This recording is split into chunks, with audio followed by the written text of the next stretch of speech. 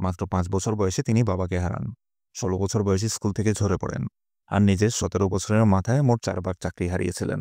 ১৮ বছর বয়সে বিয়ে করেন, কিন্তু ২ বছরের মধ্যেই স্ত্রী তাকে ফেলে একমাত্র কন্যাকে সাথে নিয়ে চলে যায়।